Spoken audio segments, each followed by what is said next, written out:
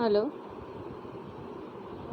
So today we are starting with the next poem of English. The name of the poem is The Duck and the Kangaroo. It's a seventh poem and it is a very beautiful description about the duck and the kangaroo. Fine, so let us just start with the poem. From our Behave textbook, we are starting with the seventh poem. The name of the poem is The Duck and the Kangaroo. Fine, so let us just start with the poem. Let me just give the little bit introduction about the poem. That the title of the poem is very clear that it is a interesting story about the duck and the kangaroo, and that is why only the name of the poem is The Duck and the Kangaroo. So there is a short conversation between the duck and the kangaroo that as being human beings, as we all need a little bit of change in our life. In the same way over here, the duck, who is the main character, also want some change in her life. So he is just trying to convince the kangaroo to have a ride. Fine, because as we all know that duck is living in the water, and so because of that characteristic they cannot move easily on the land. So the duck is having the desire in his mind that she want to roam around and she want to just roam like other birds and animals. So she is just trying to convince the kangaroo that how the kangaroo will help the duck to roam around. So let us just start with the poem. Said the duck to the kangaroo, "Oh gracious, how you hope! Good over the fields and the water too. As if you never would stop. My life is a bore than this nasty pond, and I long to go out in the world beyond. I wish I could hope like you," said the duck to the kangaroo. So the first line and the last line of the first stanza, both the lines are very same. That "oh duck," said the duck to the kangaroo. So the duck is saying to the kangaroo in the first stanza that it's God's gift, or oh my God, it is very beautiful to see that you can hope around. Means kangaroo, as the kangaroo used to hope, means to roam around. So the duck is saying to the kangaroo that, oh, I am very happy to see that because of the God's grace, you are able to move around in any place where you want, where the kangaroo can move over the fields and the waters too.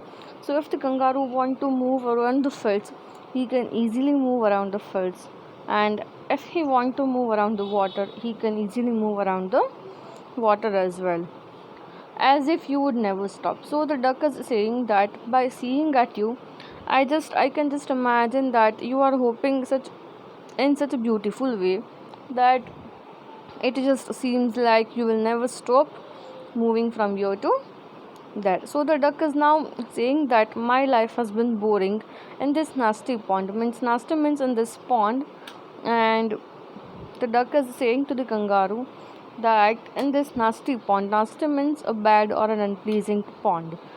So the duck is saying that in this pond my life has been become bored, because as being the human beings, we also need some change in our life. In the same way, the duck also needs some change in her life. So she is saying to the kangaroo that my life is very much bad, that I am supposed to stay over here in this nasty pond, as I cannot roam like you in the fields wherever I want, and I long to go out in the world beyond, and I am not having that much capability to roam around like you and to move around the world. So the duck is saying that I wish I could hope like you. So the duck is saying to the kangaroo that I just hope that if possible I could also roam around like you. So these are the words that were spoken by the duck to the kangaroo. "Please give me a ride on your back," said the duck to the kangaroo. "I would sit quiet and still, and say nothing but quack the whole of the long day through, and we would go the deer and the thally boli over the land and over the sea. Please take me right to do, said the duck to the kangaroo. So the duck is having the desire in her mind that she wants to take a ride. So the duck is saying to the kangaroo that, Kangaroo, will you just help me to take around the wood?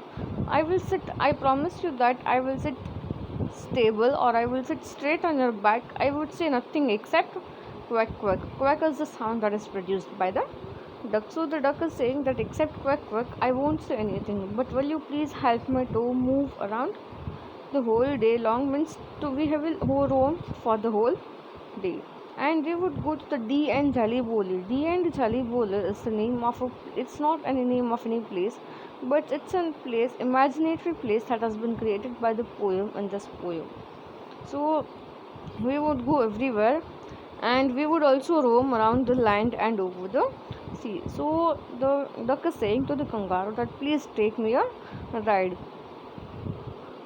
Said the kangaroo to the duck. This requires some little reflection. Perhaps on the whole, it might bring me luck, and there seems but one objection, which is, if you will let me speak so good, your feet are unpleasantly wet and cold. So would probably give me the rheumatics, said the kangaroo. So now the kangaroo is replying to the duck that in the previous stanza the duck has asked the question to the kangaroo that will kangaroo help the duck to move around.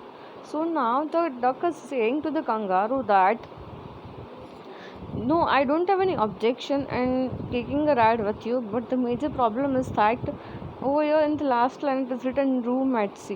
What is its name of a disease? I should say an imaginary disease, and like a rheumatism, it's the name of a disease. The original name of the disease is rheumatism, and means the pain of a joint. So the kangaroo is saying that I do not have any objection, but there is one problem that as the duck is living in a very cold place, so the feet of the ducks are very much cold. So the kangaroo is saying to the duck that if you will sit on my back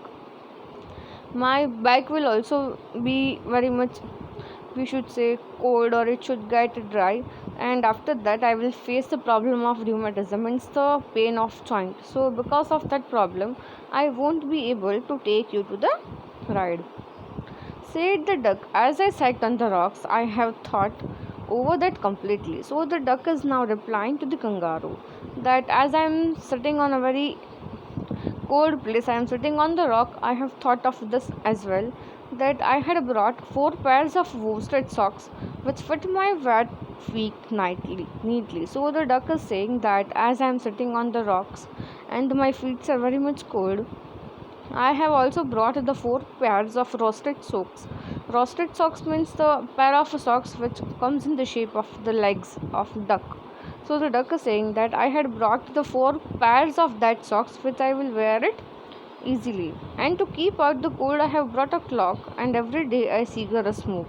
So that I have also brought a coke, and I will consume one cigarette as well every day, so that the coldness will not be that much as the coldness I felt while sitting on the rocks. Allow me to own all to follow my own dear true love of a kangaroo. So the duck is saying that please allow me to take a ride on your back. Said the kangaroo, I am ready. All in the moonlight pale, but they balance me as well. Dear duck, sit steady and quiet at the end of my tail. So away they went with hope and a bound, and they hoped the whole world 3 times round. And who so happy, oh, as the duck and the kangaroo. So the duck was very much happy. So the kangaroo was saying to the duck that fine, I will give you a ride. I don't have any objection to you and giving the ride to you, but you have to keep it one thing in mind very clearly, that you will sit stable for the whole journey, and we will take a ride not in the morning or in the afternoon, but at the night time when there is a light. I should say there is not that much dark, but there is a little moonlight. At that time during the evening time we will take a ride. And the poet is imagining that in the world no other people would be as happy as the duck and the kangaroo when the kangaroo had helped the duck to take a ride. Thank you.